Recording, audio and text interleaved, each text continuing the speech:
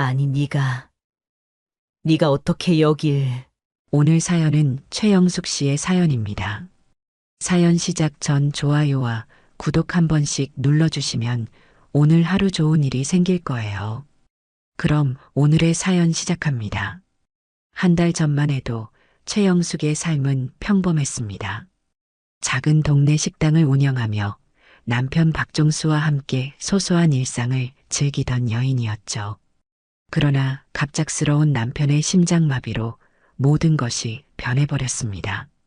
68세의 나이에 홀로 남겨진 최영숙은 마지막 가족이었던 남편마저 잃고 세상에 혼자 남겨진 듯한 외로움에 몸서리쳤습니다. 장례식장에는 평생을 함께한 남편의 지인들과 동네 주민들이 자리를 가득 메웠어요. 최영숙은 검은 상복을 입고 문상객들에게 인사를 건네며 의연한 척했지만 속으로는 무너져 내리고 있었습니다.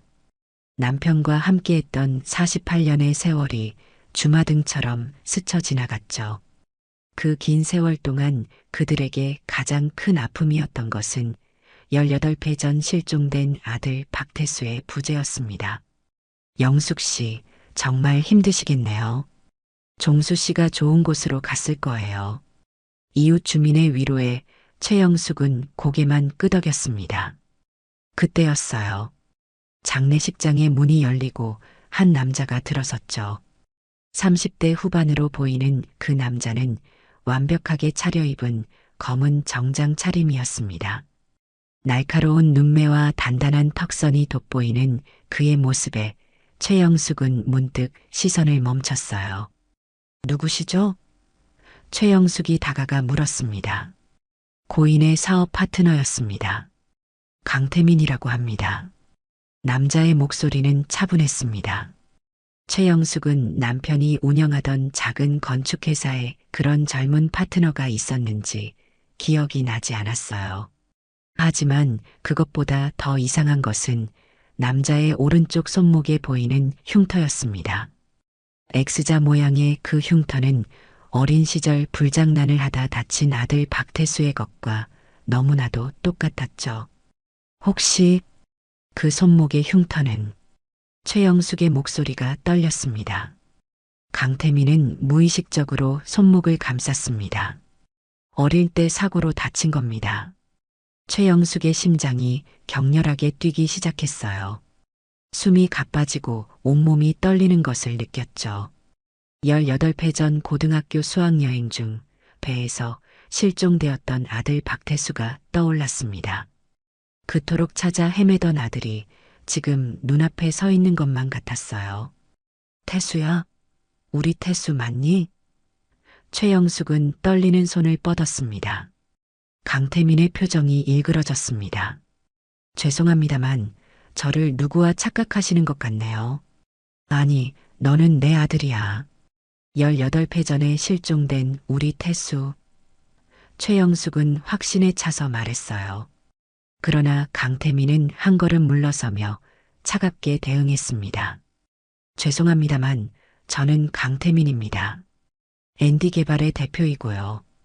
고인과 사업적으로만 연관이 있었을 뿐입니다.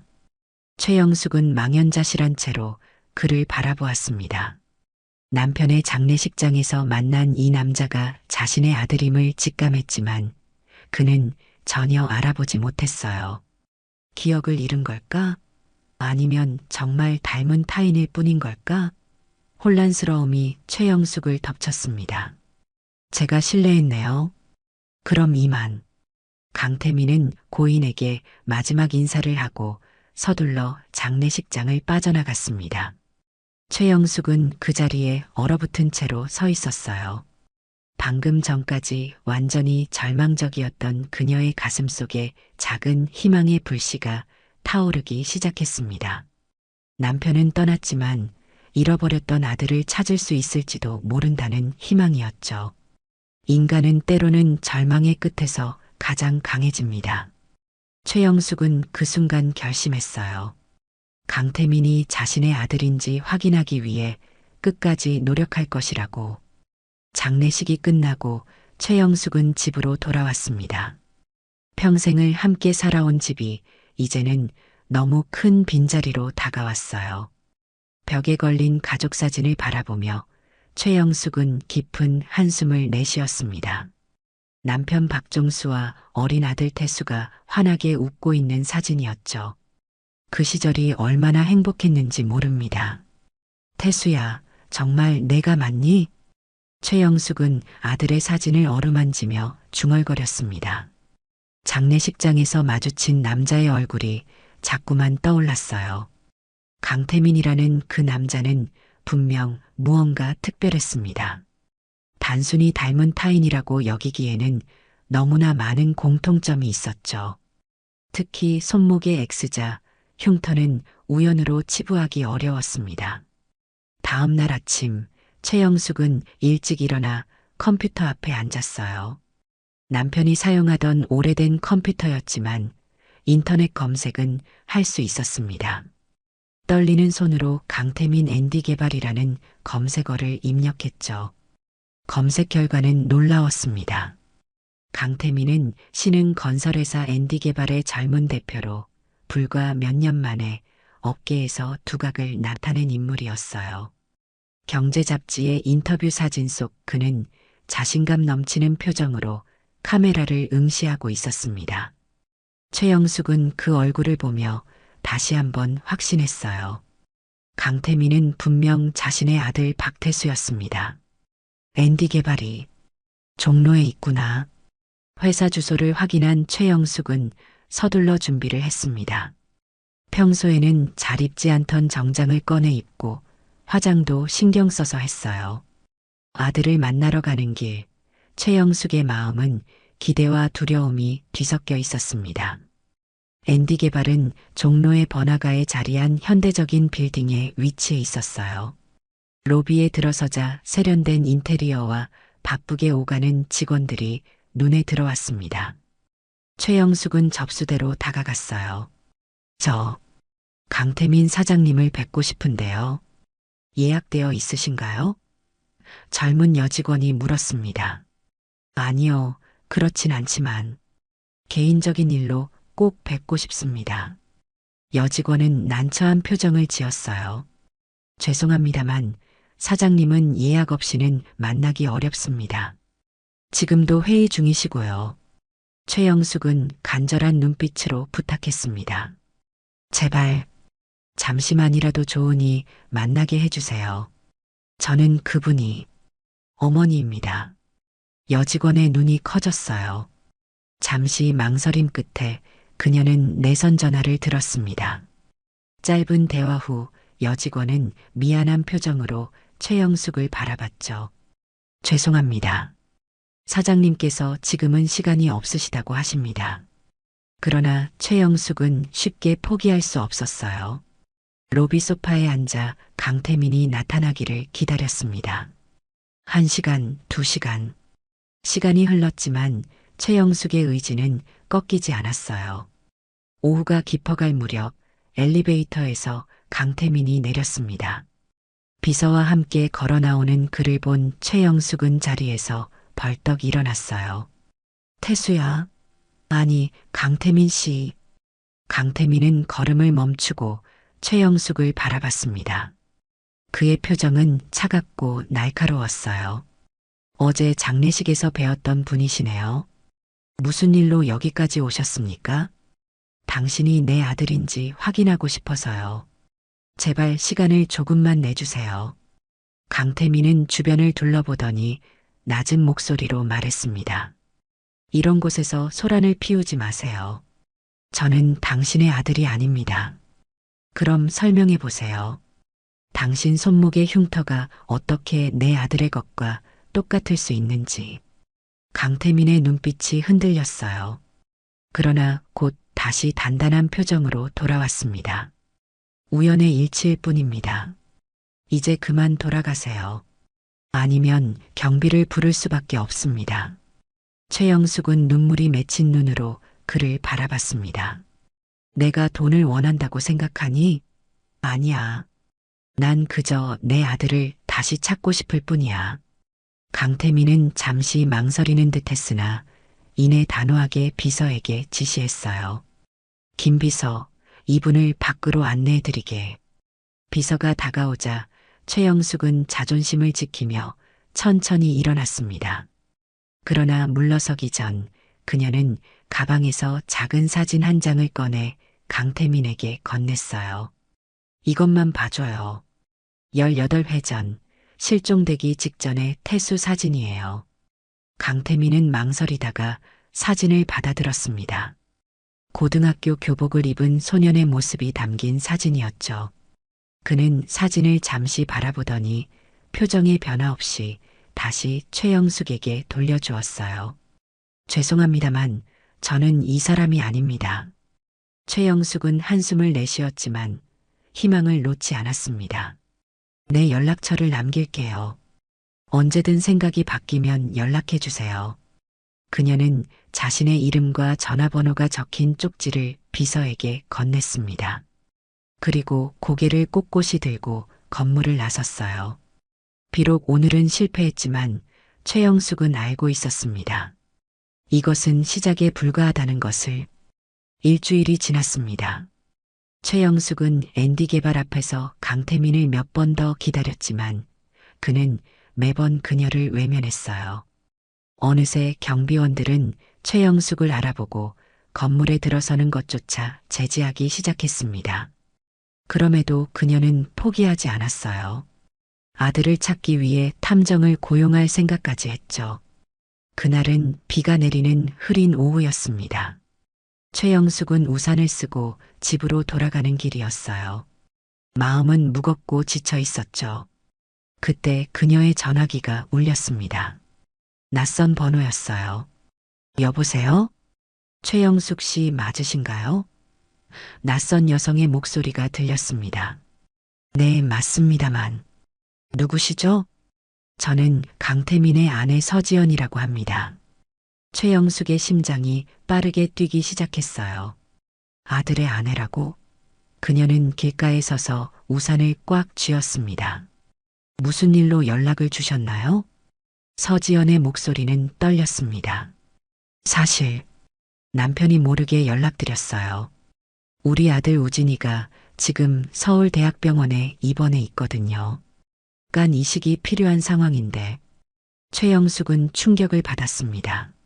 손자가 병원에 있다니, 그것도 간 이식이 필요할 정도로 심각한 상태라니. 마음이 아팠어요. 지금 당장 병원으로 가겠습니다. 어느 병실인가요? 서지연이 병실 번호를 알려주었고 최영숙은 곧바로 택시를 잡아타고 서울대학병원으로 향했습니다. 비가 오는 차창 밖을 바라보며 그녀는 복잡한 감정에 휩싸였어요. 아직 만나보지도 못한 손자가 위험한 상태라니 마음이 타들어갔습니다.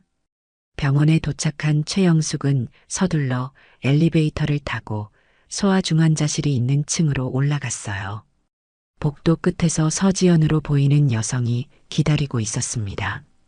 30대 중반의 단정한 외모의 그녀는 지친 얼굴로 최영숙을 바라보았어요. 최영숙 씨 맞으신가요? 네, 맞습니다.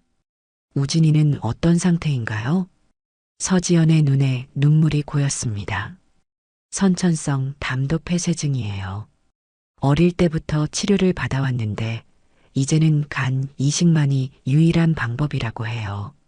문제는 우진이가 희귀 혈액형이라. 최영숙은 가슴이 저몄습니다. 제가 무엇을 도와드릴 수 있을까요?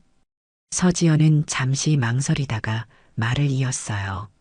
사실 남편이 사모님을 만났다는 이야기를 듣고 혹시 사모님이 정말 남편의 친어머니라면 혈액형과 조직 적합성이 우진이와 맞을 가능성이 있지 않을까 생각했어요.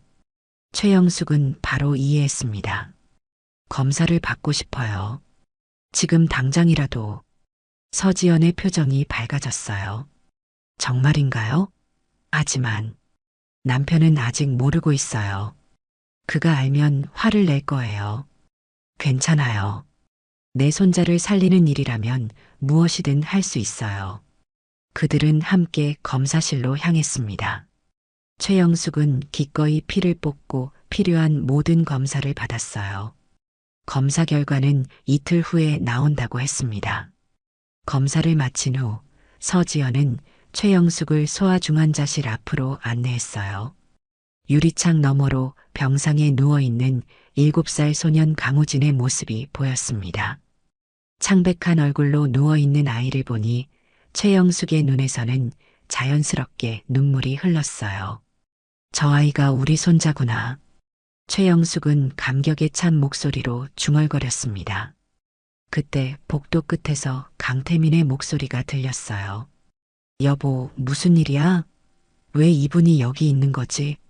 서지영과 최영숙은 놀라서 돌아봤습니다. 강태민이 빠른 걸음으로 다가오고 있었어요. 그의 눈빛은 차갑고 날카로웠습니다. 태민아, 내가 불렀어. 우진이를 위해서. 서지연이 떨리는 목소리로 말했어요. 무슨 소리야?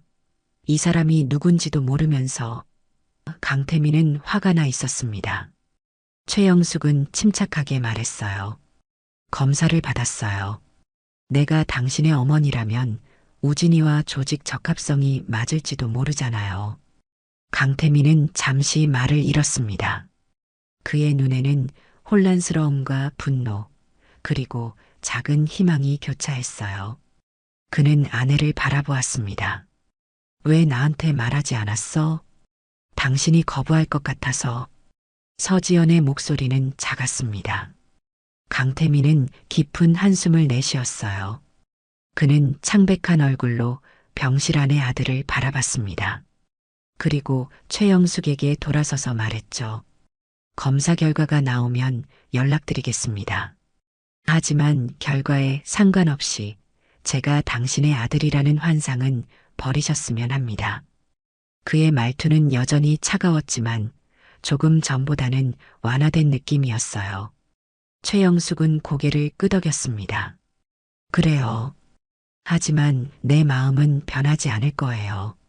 당신이 내 아들이라는 확신도요. 강태민은 아무 말 없이 고개를 돌려 병실로 들어갔습니다. 서지연은 미안한 표정으로 최영숙을 바라봤어요. 정말 감사합니다. 연락드릴게요. 최영숙은 병원을 나오면서 하늘을 올려다봤습니다. 비가 그치고 희미한 햇살이 구름 사이로 비치고 있었어요.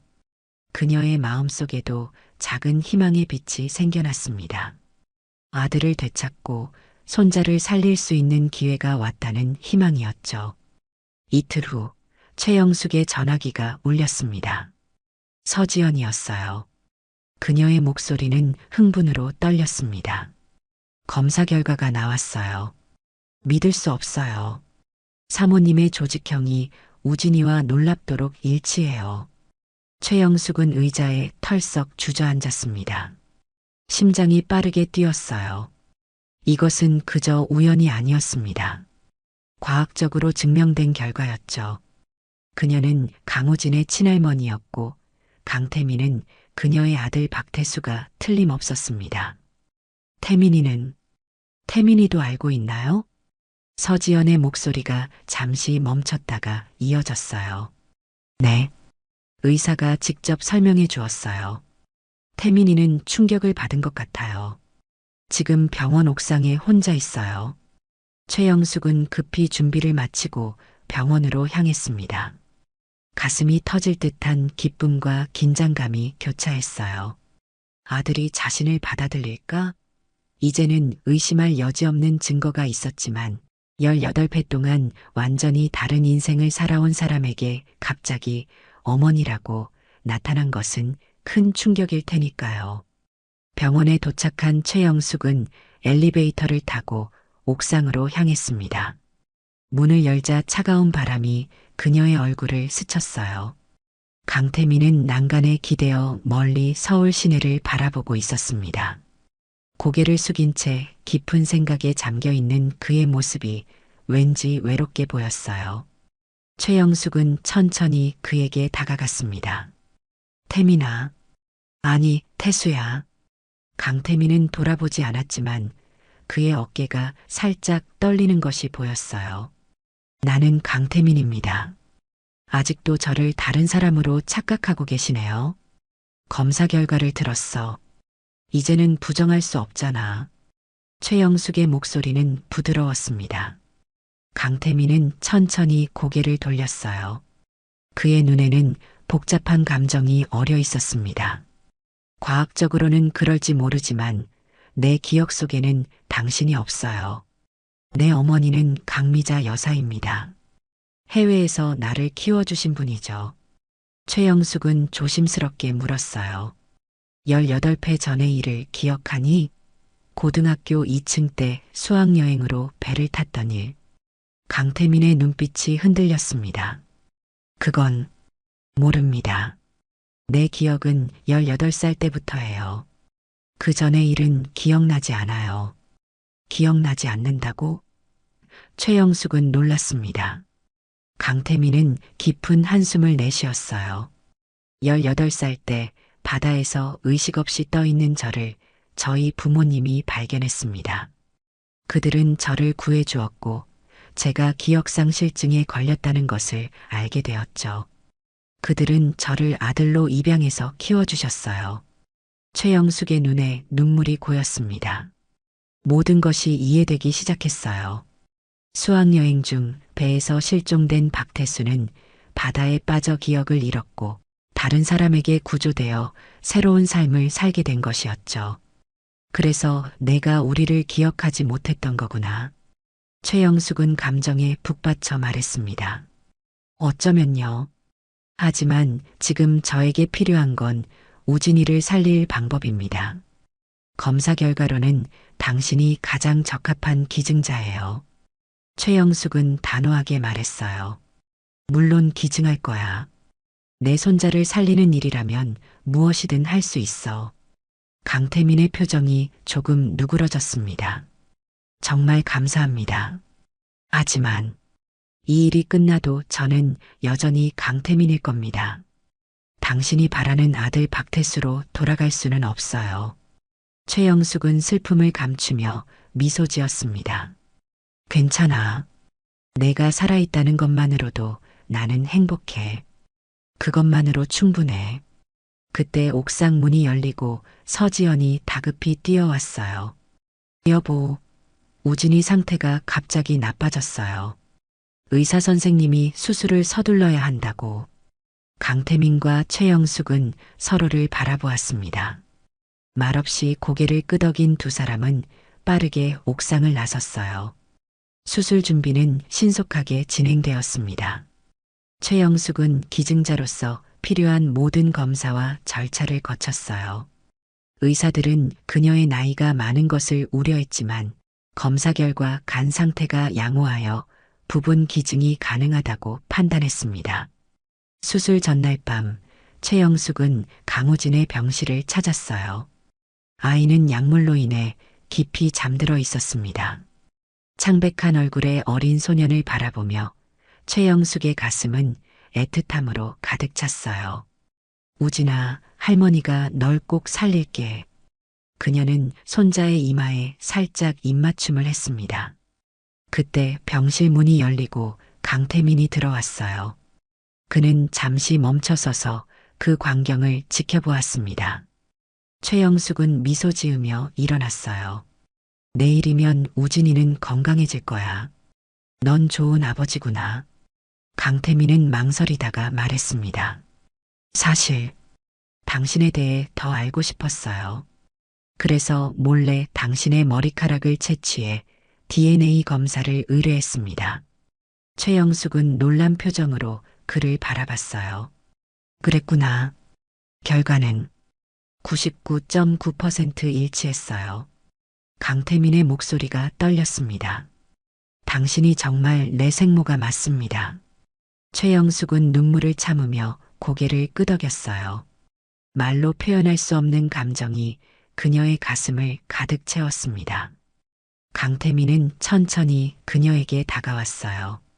나는 아직 당신을 어머니라고 부를 준비가 되지 않았습니다. 하지만 우진이를 위해 이런 희생을 해주셔서 감사합니다. 괜찮아. 천천히 생각해도 돼. 최영숙은 따뜻하게 말했습니다. 수술 당일 아침, 최영숙은 평온한 마음으로 수술실로 향했어요. 그녀는 두렵지 않았습니다. 남편이 떠난 후 삶의 의미를 잃었던 그녀에게 이제 아들과 손자라는 새로운 이유가 생겼으니까요. 어떤 희생이라도 할 준비가 되어 있었습니다. 마취가 들어가기 전 최영숙은 마지막으로 생각했어요. 여보, 우리 아들을 찾았어. 이제 나는 행복해질 거야. 수술은 8시간 동안 이어졌습니다. 최영숙과 강우진의 수술은 동시에 진행되었고 2개의 수술실을 오가며 의료진들이 긴장감 속에서 최선을 다했어요. 서지연은 수술실 앞 대기실에서 초조하게 기다렸습니다. 강태민도 그녀의 곁을 지키며 끊임없이 의사들의 소식을 기다렸죠. 수술이 잘 끝났습니다. 2분 모두 안정적인 상태입니다. 주치의의 말에 서지연은 안도의 한숨을 내쉬었습니다. 강태민은 묵묵히 고개를 숙였어요. 그의 마음은 복잡했습니다. 자신이 박태수라는 사실, 그리고 이제 막 만난 생모가 자신의 아들을 살리기 위해 목숨을 걸고 수술대에 오른 현실이 그를 무겁게 짓눌렀어요. 어머님은 언제 깨어나실까요? 서지연이 의사에게 물었습니다. 의사의 말에 강태민이 고개를 들었어요. 어머님이라는 단어가 그의 귀에 생소하게 들렸습니다. 하지만 이상하게도 불편하지는 않았어요. 회복실에서 관찰하고 의식이 돌아오면 병실로 옮길 예정입니다. 오늘 밤이나 내일 아침쯤 깨어나실 겁니다. 시간이 흘러 저녁이 되었습니다. 강우진은 중환자실에서 집중 치료를 받고 있었고 최영숙은 아직 마취에서 깨어나지 않은 상태였어요. 강태민은 회복실 앞 의자에 앉아 깊은 생각에 잠겼습니다. 서지연은 잠시 우진이를 보고 오겠다며 자리를 비웠어요. 강태민은 눈을 감았습니다. 머릿속에 흐릿한 기억의 파편들이 스쳐 지나갔어요. 바다, 차가운 물결, 그리고 누군가의 따뜻한 손길. 그는 기억을 더듬어 보려 했지만 18회 전의 일은 여전히 베일에 쌓여 있었습니다. 박태수 씨의 보호자분이신가요? 간호사의 목소리에 강태민은 깜짝 놀라 고개를 들었어요. 그는 잠시 혼란스러웠습니다. 박태수라는 이름이 자신을 부르는 소리라는 것을 인식하는데 시간이 걸렸어요. 네, 제가 그 사람입니다. 간호사는 의아한 표정을 지었지만 이내 말을 이었습니다. 최영숙님께서 깨어나셨어요. 지금 면회하실 수 있습니다. 강태민은 천천히 일어나 회복실로 향했습니다. 심장이 빠르게 뛰었어요. 그는 문득 자신이 왜 이렇게 긴장하는지 의아했습니다. 이 여인은 그저 DNA가 일치하는 생물학적 어머니일 뿐이었고 그에게는 이미 자신을 키워준 부모님이 있었어요. 회복실에 들어서자 창백한 얼굴로 누워있는 최영숙이 보였습니다. 산소 마스크와 여러 튜브들이 그녀의 몸에 연결되어 있었어요. 그녀는 미약하게 눈을 뜨고 강태민을 바라보았습니다. 태수야. 최영숙의 목소리는 가느다란 속삭임처럼 들렸어요. 강태민은 침대 곁으로 다가가 조심스럽게 의자에 앉았습니다.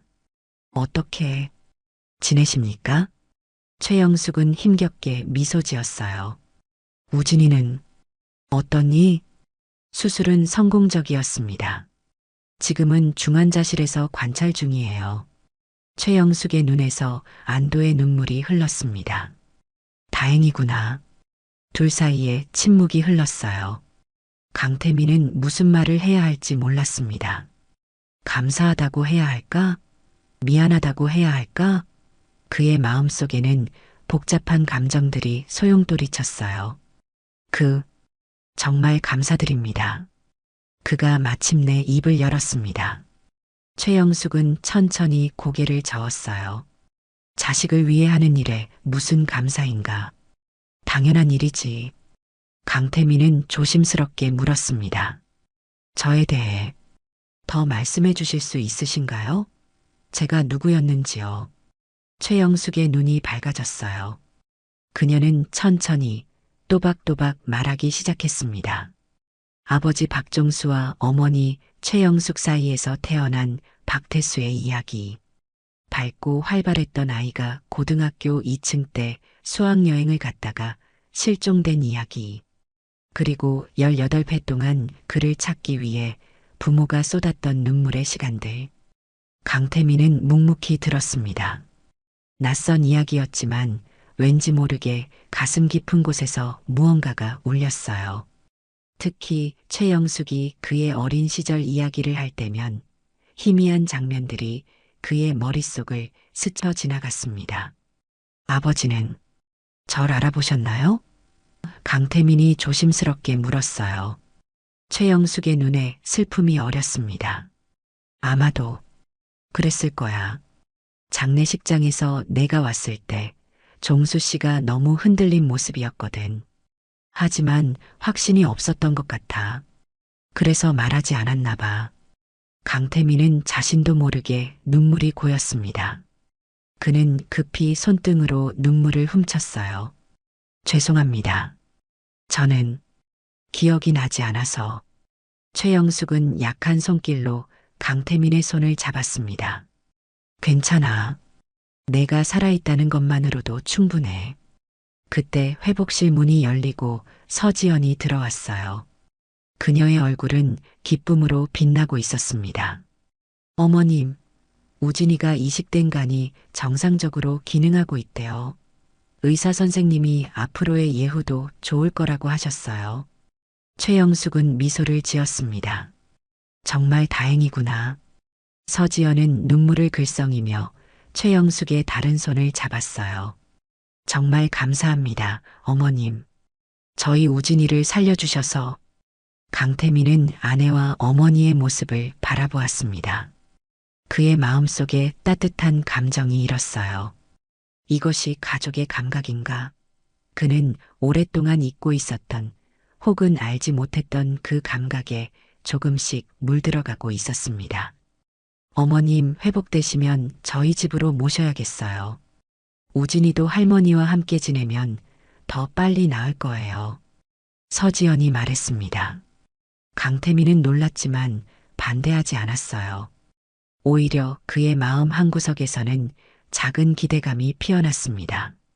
어쩌면 이것이 새로운 시작일지도 모른다는 생각이 들었어요. 최영숙은 행복한 눈물을 흘렸습니다. 남편은 떠났지만 그녀는 이제 아들과 며느리, 그리고 손자를 되찾았어요. 인생의 황혼기에 찾아온 기적 같은 선물이었습니다. 고맙구나. 너희들. 최영숙의 목소리는 감정으로 떨렸어요. 한 달 후, 최영숙과 강우진은 모두 건강을 회복하고 있었습니다. 최영숙은 강태민의 제안으로 그의 집에서 함께 지내게 되었어요. 처음에는 어색했지만 점차 서로에게 적응해 나갔습니다. 특히 강우진은 새로 생긴 할머니에게 금세 마음을 열었죠. 할머니, 이거 봐요. 제가 그린 그림이에요. 강우진이 종이를 들고 최영숙에게 달려왔습니다. 최영숙은 안경을 고쳤으며 그림을 자세히 보았어요. 5명의 사람이 손을 잡고 있는 그림이었습니다. 이게 누구누구니? 이건 아빠, 엄마, 저 할머니예요. 그리고 이건. 강우진은 잠시 머뭇거리더니 계속했어요. 하늘에 계신 할아버지. 최영숙의 눈에 눈물이 고였습니다. 손자가 이미 박종수를 할아버지로 받아들인 것이 감동적이었어요. 참 잘 그렸구나. 할아버지가 보시면 정말 좋아하실 거야. 부엌에서 식사 준비를 하던 서지연이 미소를 지으며 그들을 바라보았습니다. 시어머니와 아들이 이렇게 가까워지는 모습이 행복했어요.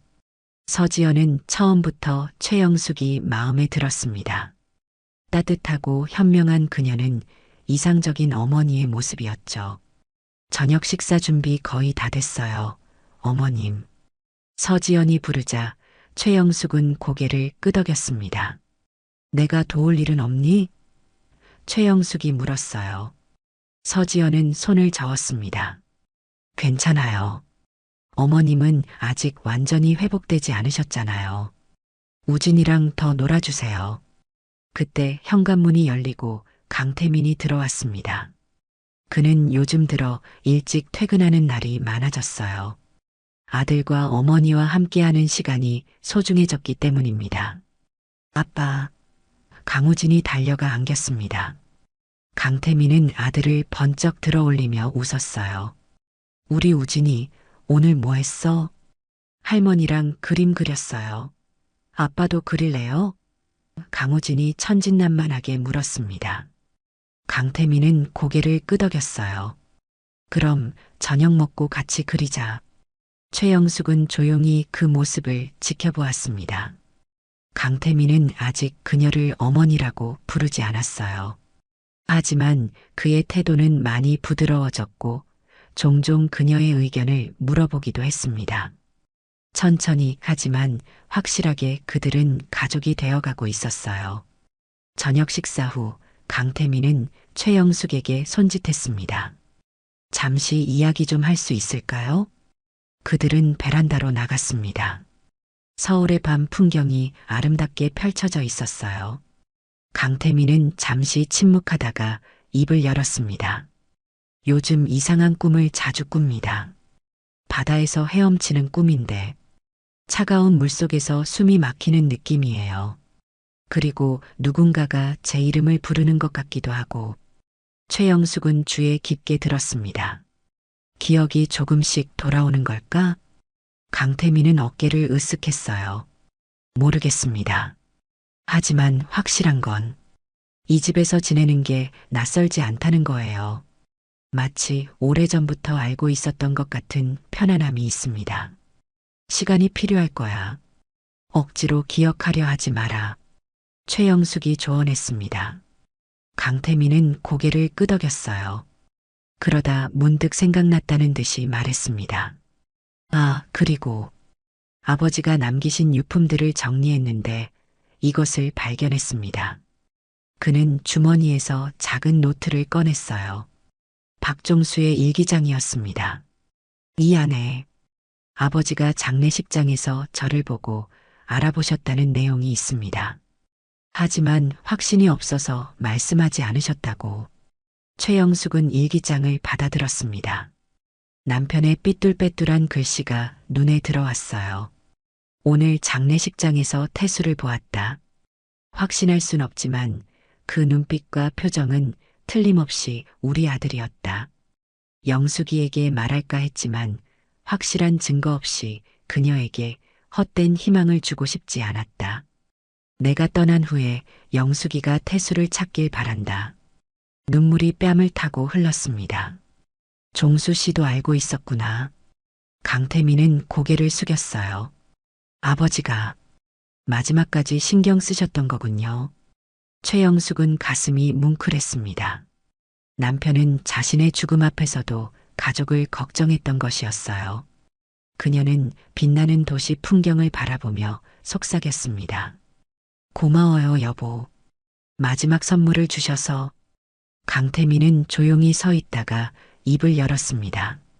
저 생각해 봤는데 앞으로는 회사에서도 박태수라는 이름을 쓰려고 합니다. 최영숙은 놀라서 그를 바라보았어요. 정말? 네. 제 진짜 정체성을 되찾고 싶어요. 기억은 돌아오지 않을지 모르지만 적어도 제가 누구인지는 알고 싶습니다. 강태민. 아니, 이제는 박태수의 목소리에는 결연함이 묻어났습니다. 최영숙은 감동으로 말을 잇지 못했어요. 그녀는 그저 고개를 끄덕이며 눈물을 참았습니다. 그리고 어머니, 태수가 처음으로 그녀를 어머니라고 불렀습니다. 앞으로 함께 살았으면 합니다. 우진이도 할머니가 필요하고 지연이도 어머니를 많이 따르고 있어요. 최영숙의 눈에서 눈물이 흘렀습니다. 기다림의 세월이 드디어 결실을 맺는 순간이었어요. 그래, 그래. 그들은 말없이 서로를 바라보았습니다. 아직은 어색하고 낯설지만 이제 그들은 진정한 가족이 되어가고 있었어요. 상처와 아픔을 딛고 새로운 행복을 향해 함께 걸어가기 시작했습니다. 거실에서는 서지연이 강우진과 함께 그림을 그리고 있었어요. 완전한 가족의 모습이었습니다. 최영숙은 깊은 감사함을 느꼈습니다. 남편은 떠났지만 그녀는 더 큰 선물을 받았어요. 잃어버렸던 아들, 새로운 며느리, 그리고 사랑스러운 손자까지. 태수야. 최영숙이 부드럽게 불렀습니다. 들어가자. 우리 가족이 기다리고 있어. 태수는 미소를 지으며 고개를 끄덕였어요. 그들은 함께 베란다를 나와 거실로 향했습니다. 그로부터 1년이 흘렀습니다. 봄바람이 부드럽게 불어오는 주말 아침, 최영숙은 일찍 눈을 떴어요. 오늘은 특별한 날이었습니다. 바로 강우진의 8번째 생일이었죠. 최영숙은 조용히 침대에서 일어나 부엌으로 향했습니다. 손자가 좋아하는 미역국을 끓이기 위해서였어요. 어머님, 벌써 일어나셨어요? 서지연이 잠옷 차림으로 부엌에 들어왔습니다. 최영숙은 미소 지었어요. 우진이 생일인데 할머니가 직접 미역국을 끓여주고 싶어서. 서지연은 부드러운 표정으로 고개를 끄덕였습니다. 어머님 미역국은 정말 특별해요. 우진이가 얼마나 좋아할지 몰라요. 두 사람은 조용히 생일 준비를 시작했어요. 1년 전만 해도 상상할 수 없었던 모습이었습니다. 시어머니와 며느리가 아침부터 함께 요리하며 웃음꽃을 피우는 행복한 그림이었죠. 서지연은 처음부터 최영숙을 어머니로 받아들였고 그들 사이의 관계는 날이 갈수록 깊어졌습니다. 우진이 케이크는 제가 어제 미리 주문해 놓았어요. 오후에 태수 오빠가 퇴근하면서 가져올 거예요. 서지연이 말했습니다. 태수 오빠라는 말에 최영숙은 따스한 미소를 지었어요. 아들은 이제 완전히 박태수라는 이름으로 돌아왔습니다. 회사 이름도 ND개발에서 태수건설로 바꾸었죠. 많은 것이 변했지만 가장 큰 변화는 태수의 마음이었습니다. 기억은 완전히 돌아오지 않았지만 그는 점차 자신이 박태수라는 정체성을 받아들이고 있었어요. 할머니, 잠에서 깬 강우진이 부엌으로 달려왔습니다. 최영숙은 몸을 숙여 손자를 안아 올렸어요. 우리 손주 생일 축하한다. 할머니가 특별히 미역국을 끓이고 있단다. 강우진은 환하게 웃었습니다. 와, 할머니 미역국이 제일 맛있어요. 세 사람은 함께 아침 식사를 준비했어요. 강우진은 조그만 손으로 테이블을 세팅하는 것을 도왔습니다. 그의 건강은 완전히 회복되었고 이제는 다른 아이들처럼 활발하게 뛰어놀 수 있었어요. 최영숙의 희생이 빛을 발한 순간이었습니다. 오전 10시쯤 태수가 깜짝 방문했어요. 그는 손에 커다란 선물 상자를 들고 있었습니다. 아빠, 강우진이 기쁨에 넘쳐 소리쳤습니다. 태수는 아들을 번쩍 들어올렸어요. 생일 축하한다, 우진아.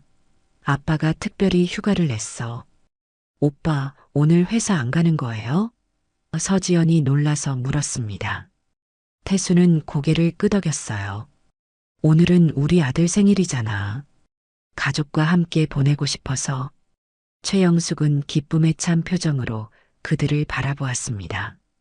1년 전만 해도 태수는 일 중독이었어요. 밤늦게까지 회사에 남아 일했고 주말에도 업무를 챙겼죠. 하지만 이제 그는 가족을 우선시하는 아버지로 변모했습니다. 최영숙은 그 변화가 자랑스러웠어요. 어머니, 태수가 최영숙에게 다가왔습니다. 오늘 준비한 깜짝 선물이 있어요. 최영숙은 호기심 어린 눈으로 그를 바라봤어요. 무슨 선물? 우진이 생일 파티 후에 알려드릴게요.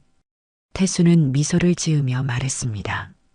오후가 되자 집은 생일 파티 준비로 분주해졌어요. 5시에 우진이의 친구들과 그들의 부모님이 도착했습니다. 집안은 곧 아이들의 웃음소리로 가득 찼죠. 최영숙은 태수와 서지연이 준비한 게임들을 도우며 함께 즐거운 시간을 보냈습니다.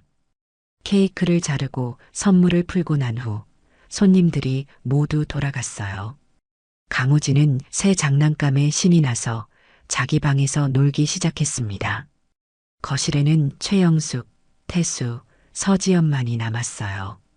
이제 어머니께 깜짝 선물을 드릴 시간이에요. 태수가 말했습니다. 그는 서류 봉투를 꺼내 최영숙에게 건넸어요. 최영숙은 궁금한 마음에 봉투를 열었습니다. 그 안에는 등기부등본이 있었어요. 이게 무슨?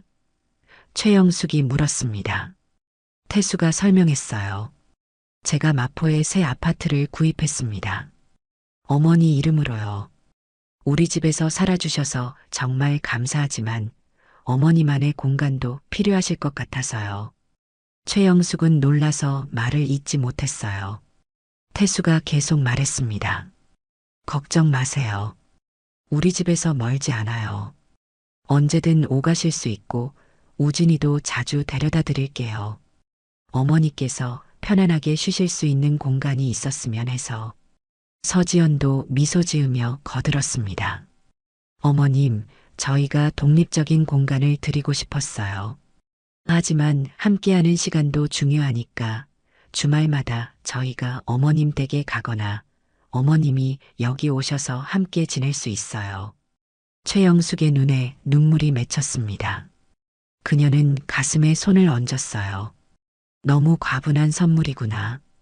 태수는 어머니의 손을 잡았습니다. 과분하지 않아요. 어머니가 저희에게 주신 것에 비하면 아무것도 아니에요. 그의 눈에도 눈물이 고였어요. 1년 전 그는 최영숙을 의심하고 경계했습니다. 하지만 이제 그는 그녀를 진정한 어머니로 받아들였고 그 사랑에 보답하고 싶었어요. 그리고 태수가 주머니에서 또 다른 봉투를 꺼냈습니다. 다음 주말에 강원도로 가족여행을 가려고 해요. 아버지의 산소에도 들르고 제가 실종되었던 바다도 한번 가보려고요. 혹시 기억이 더 돌아올지도 모르니까. 최영숙은 감동으로 말을 잇지 못했어요. 남편이 떠나고 절망에 빠졌던 그때와는 다른 세상이었습니다. 이제 그녀에게는 소중한 아들과 며느리, 그리고 사랑스러운 손자가 있었어요. 노년의 삶이 이토록 풍요로울 수 있다는 것이 놀라웠습니다. 고맙구나, 정말 고마워. 최영숙은 간신히 말을 이었어요. 태수는 어머니를 부드럽게 안아주었습니다. 어머니가 저희 곁에 계셔 주셔서 감사해요. 서지연도 다가와 그들에게 합류했어요. 그때 강우진이 뛰어들어왔습니다. 와, 가족 허그다. 그는 기쁘게 소리치며 그들 사이로 파고들었어요. 네 사람은 함께 웃으며 서로를 안았습니다. 최영숙은 행복한 눈물을 흘렸어요. 그녀의 인생은 이제 황혼이 아닌 또 다른 시작이었습니다. 창밖으로 햇살이 따스하게 내리쬐었어요. 마치 하늘에서 박종수가 그들을 축복하는 듯 했습니다. 최영숙은 마음속으로 남편에게 말했어요. 여보, 저 잘 지내고 있어요. 걱정 마세요. 우리 아들을 찾았고 이제 행복해요. 태수는 어머니의 표정을 살폈습니다. 어떤 생각을 하고 계세요? 최영숙은 미소 지었어요. 그냥 인생이 참 신비롭다는 생각을 했어. 우리가 가장 절망적일 때 가장 기적 같은 일이 일어나는 것 같아. 태수는 고개를 끄덕였습니다. 맞아요. 우리 가족에게 일어난 일이 바로 그런 기적이죠. 그들은 함께 창밖을 바라보았어요. 봄바람이 불어오는 하늘은 맑고 푸르렀습니다. 새로운 계절, 새로운 시작.